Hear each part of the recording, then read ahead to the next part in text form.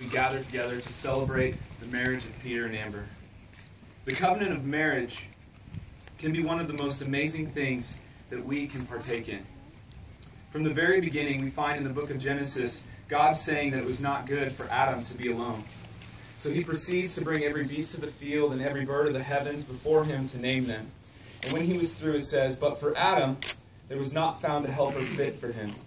So the Lord took a rib from his side, created Eve, and brought her before Adam, to which he responded, 'This is at last bone of my bone and flesh of my flesh. She shall be called woman because she was taken out of man.'" The following verse then says, "Therefore a man shall leave his father and mother and hold fast to his wife, and they shall become one flesh." A classic passage describing love is found in 1 Corinthians 13. Many times we hear the portion of this passage that says love is patient and kind and so forth. And while that portion is rich with meaning and wisdom, it does not bear its proper weight without the opening 3 verses of the chapter, which say this: "If I speak in the tongues of men and of angels but have not loved, I am a noisy gong or a clanging cymbal. If I have prophetic powers and understand all mysteries and all knowledge and have all faith so as to remove mountains but have not love, I am nothing. If I give away all that I have, and if I deliver my body up to be burned, but have not love, I gain nothing." And then goes on to say, love is patient and kind. Love does not boast or envy. It is not arrogant or rude. It does not insist on its own way. It is not irritable or resentful. It does not rejoice at wrongdoing, but rejoices in the truth. Love bears all things, believes all things, hopes all things, endures all things. And while this passage is actually a reference for how all of us as followers of Christ are to live our lives, today we gather to celebrate 2 people we all love and cherish, committing to make this their aim towards one another all the days of their life. One of the many beautiful aspects of marriage is that it is a beautiful display of 2 broken people learning to shower one another in grace as they experience the amazing grace of our Father in heaven. So Amber and Peter, I'm excited for the both of you as you embark on this adventure of exploring the depths of love and grace, both with one another and with your Heavenly Father. Peter and Amber have prepared their own vows for one another. Amber, if you'd like to go first.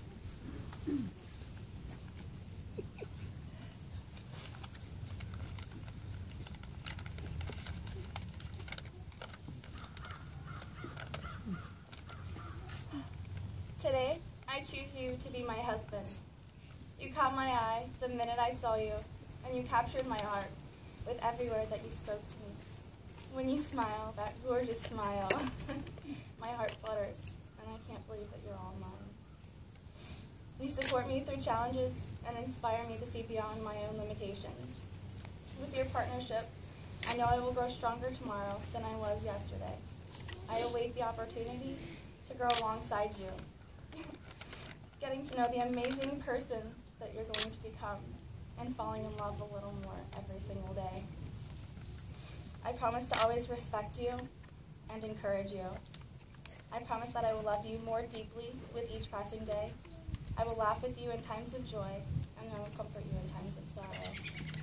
I promise to be loyal and faithful to you, and always to be honest.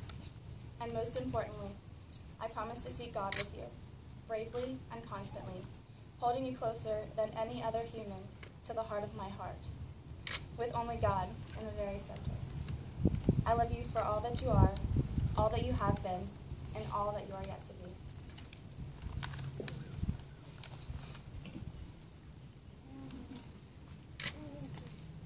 She did really well.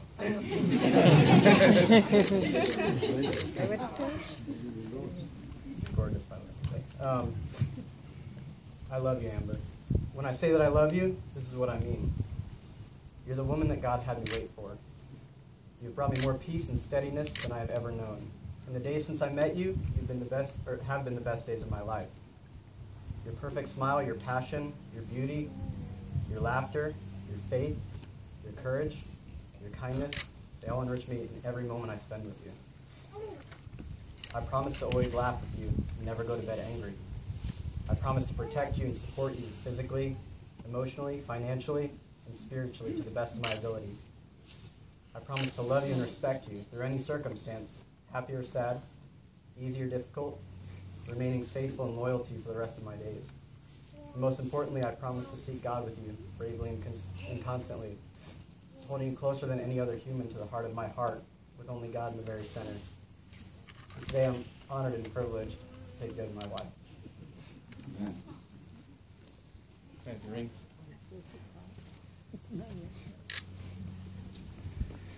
These rings are an outward and visible sign of an inward and spiritual bond which unites two hearts in love. They are especially significant because the circles of these rings is a symbol of the unending and enduring quality of the love which you two share today.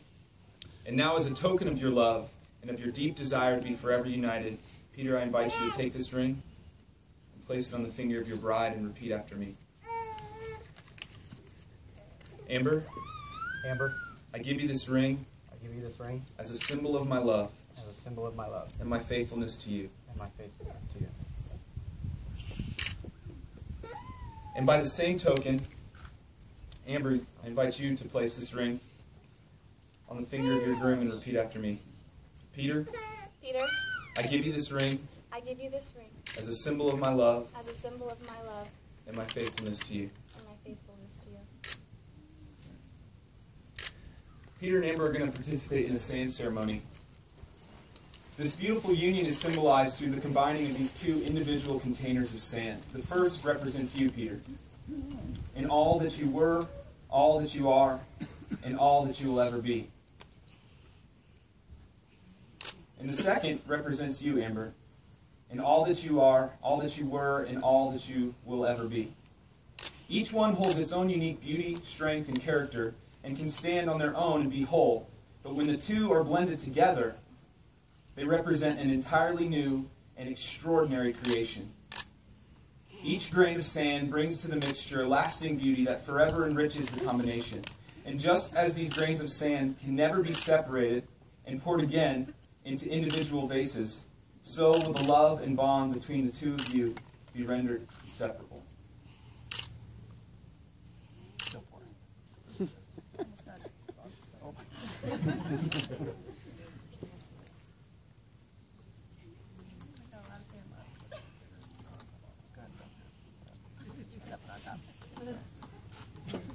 This is all the baggage we're not bringing into the village.